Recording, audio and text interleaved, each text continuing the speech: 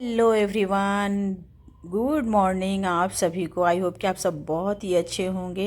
Welcome back to my new video at great Priya blogs 187 my YouTube channel. तो good morning family. आज का blogs में मैं स्नान ध्यान करके आ गई अपने बगीचे में फूल तोड़ने के लिए, पूजा करने के लिए। थोड़ा सा मुझे फूल लेना था तो मैं यहाँ पे गुलाब को तोड़ रही हूँ थोड़ा सा।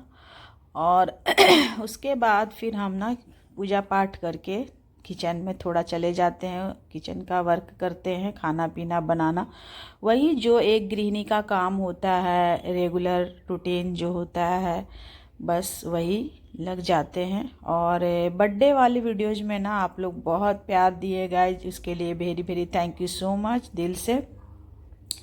तो चलिए मैं आपको आज अपने बारे में कुछ बताती हूँ और कि मैंने अपने बारे में मैं आप लोगों से कुछ बातों को शेयर करती हूँ।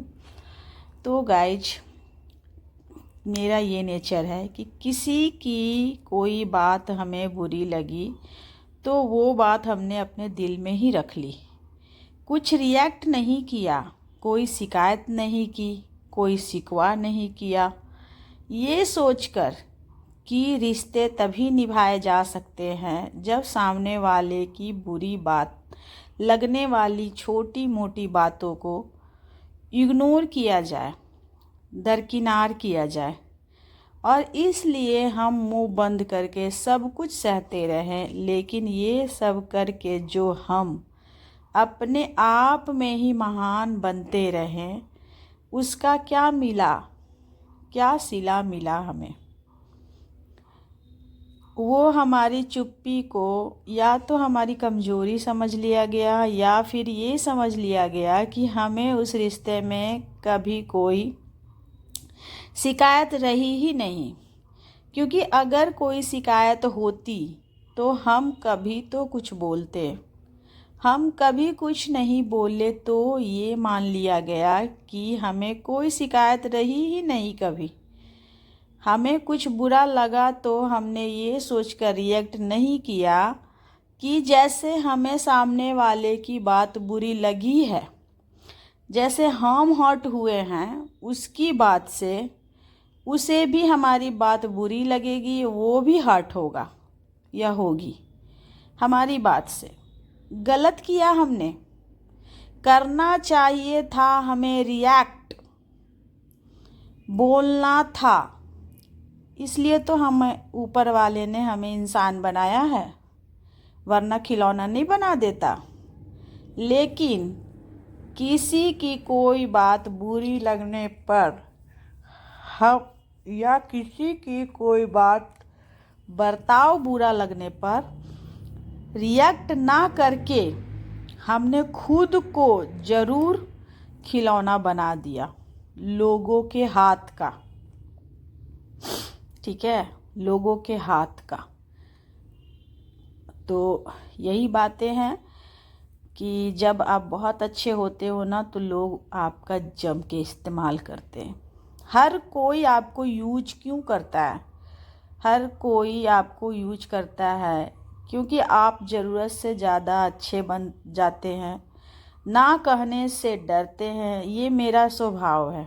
ज़रूरत से ज़्यादा हर कोई यूज करके निकल गया, ज़रूरत से ज़्यादा अच्छे बन जाते हैं, कभी कहना नहीं सीखे, ना कहने से डरते हैं, हर बार समझौता कर लेते हैं और अपनी तकलीफ़ छुपा लेते हैं। सबसे बड़ी बीमारी मेरे अंदर ये है, जिससे लोगों को लगता है कि आप हमेशा उपलब्ध हैं और आपको फ़र्क नहीं पड़ता, आप अपनी ज़रूरतें और सीमाएं साफ नहीं बताते। इसलिए लोग सिर्फ अपनी ज़रूरतें रखते हैं और आपकी वैल्यू तय करने लगते हैं। याद रखिए, लोग उतना ही यूज करते हैं जितनी इजाज़त आप देते हैं। जिस दिन अपने सीमाएं तय कर ली आपने, उस दिन गलत लोग अपने आप दूर हो जाएंगे और सही लोग ही पास रहेंगे। ये चीज़ याद रखिए आप। ये मैं अपने जीवन का अनुभव आप लोगों के साथ शेयर कर रही हूँ। जो बुजुर्ग अपने बड़कपन से घर को जोड़ते हैं वही पूजा के योग्य होते हैं। लेकिन जो बुजुर्ग तानों से, जिद से और अहंकार से अपने ही बच्चों का घर उजाड़ने लगे, वहाँ चुप्पी भी एक गुनाह बन जाती है। समाज के सामने खुद को बेचारा और पीड़ित बताना आसान है, लेकिन घर के अंदर बहू बेटी की जिंदगी जहन्नुम बना देना कभी बड़प्पन नहीं होता। छोटों का बोलना बदतमीजी नहीं, मजबूरी होती है, क्योंकि हर रिश्ता सिर्फ उम्र का नहीं, समझ का भी मोहताज होता है। सम्मान मांगा नहीं जाता, कमाया जाता है। सच कड़वा है, लेकिन चुप्पी उससे भी ज़्यादा खतरनाक होती है। समझे? ये चीज़ हमने आप लोगों को, अपना एक्सपीरियंस को शेयर किया आप लोगों से। और एक चीज़ है